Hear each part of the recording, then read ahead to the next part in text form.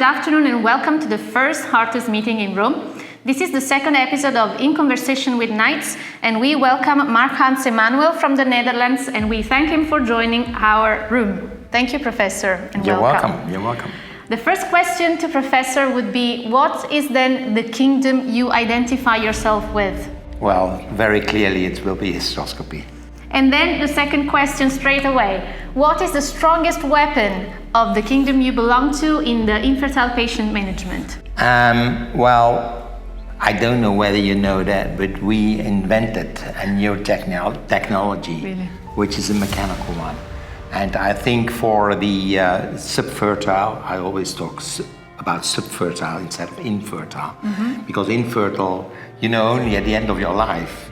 So subfertile is something temporarily, you hope you can change subfertility into fertility.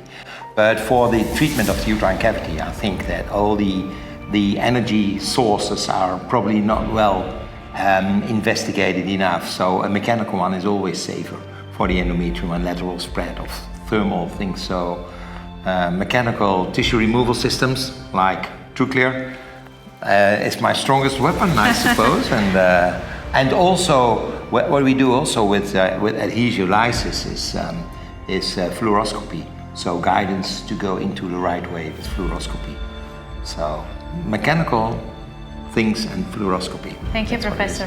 Next question would be, considering the latest recommendations regarding the infertile or subfertile patient management, what would be your fight for one update or modification, if any?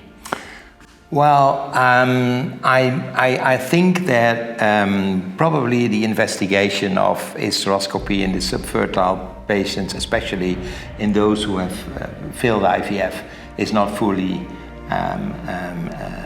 investigated enough. And we see a lot of patients with failed IVF, and then the question always is, wouldn't it have been better if we would do the hysteroscopy in advance? That's still the question.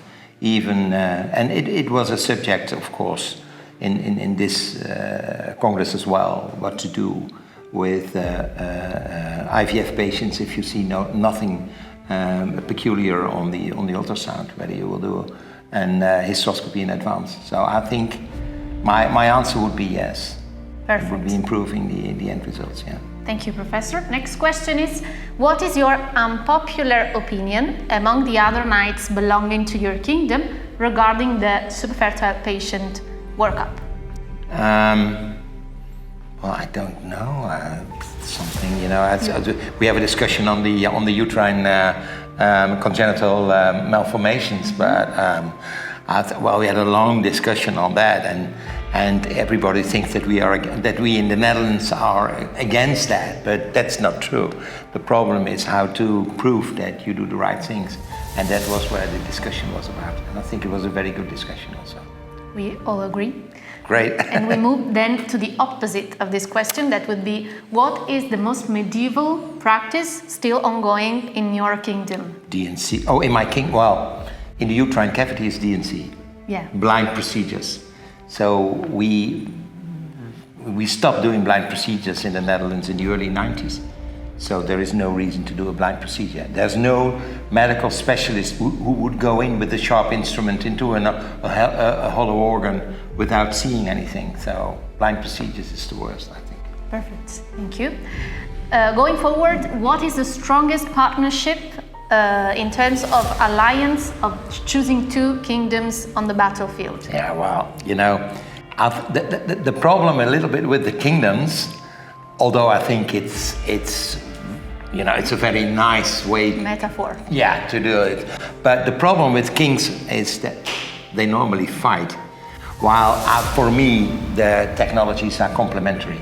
So I think that we are more needing a unification than separate kingdoms. So it should be one big unity together, all the three. And so I think stop fighting, it's complementary, and that's what it should be. Okay, that leads a bit of difficulty to make the next question. It's the last one, a bit of provocative question. But if it was the case to choose one knight to challenge on the battlefield, with the premise that we look for peace, who would he or she be? Well, I think it will be the ultrasonographer. Yeah. Again, still, yeah. But still, I embrace them. And you know what we normally do? We do ultrasound after every hysteroscopy. And that's the right way to do it. First hysteroscopy and then afterwards an ultrasound. Because then you have your fluid enhancement already and you also see the fluid in the cul-de-sac. So then you know that at least there's one tube open. Thank you, Professor. Thank you very much. You're welcome. Thank you. Thank you.